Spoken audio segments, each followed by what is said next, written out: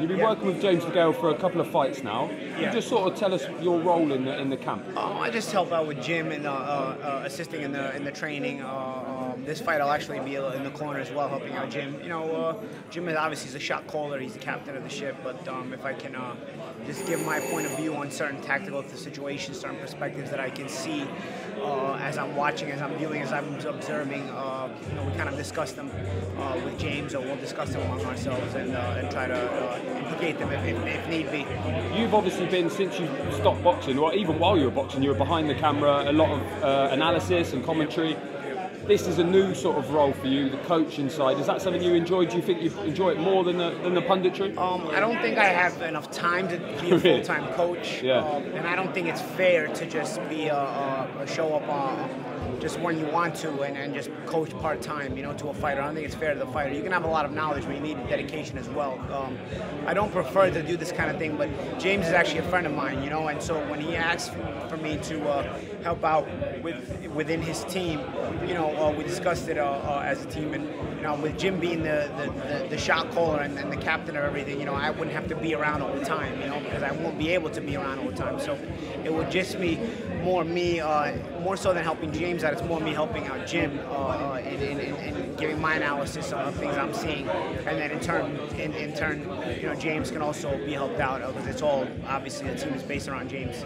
How did that relationship develop? Because, like you say, you've been friends for a while now. Just in boxing, just seeing each other, common interests, kind of talking, discussions and whatnot. You just kind of become close and become friends, and we hung out outside of boxing as well, and just being cool, and that's how friendships begin. Yeah, this is obviously a big fight over here. Chris Eubank Jr. is a big name too, and there's the sort of jury's out on James Degale among boxing fans at the moment.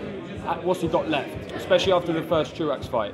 Yeah, I would say that the jury's probably out on both of these guys. Actually, I think people are wondering what James has left after the two Truax fights, and people are wondering how real Eubank is, or if he's just a name guy.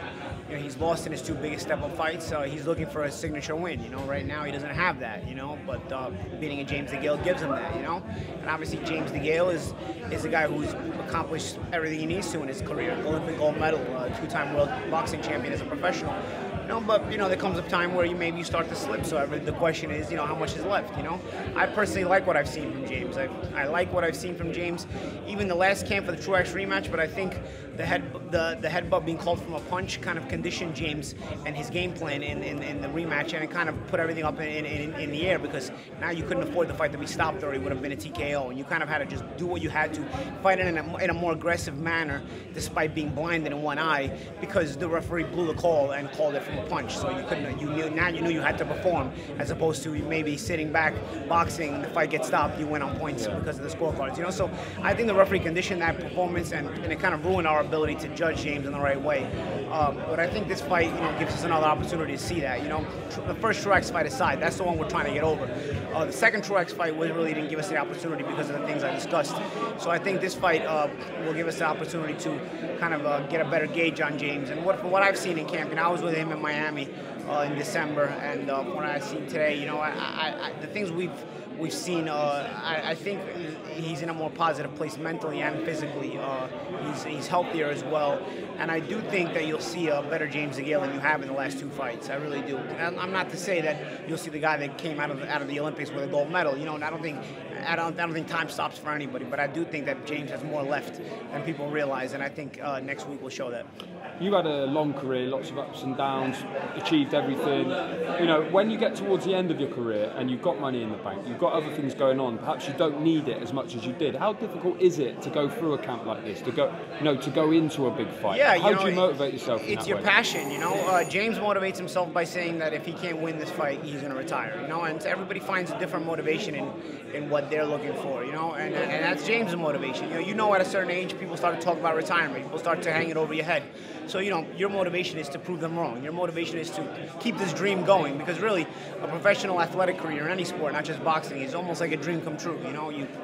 We all would love to be professional athletes and live our lives in front of the cameras and perform in a sport that we love and we've grown to love. So, when you get older in your career, you're kind of trying to make that quote-unquote dream still keep going, you know. And I think James is not ready to hang it up yet. I think I see the passion within James. I don't see him getting up kind of disgruntled about training, you know, like sometimes can happen late in your career.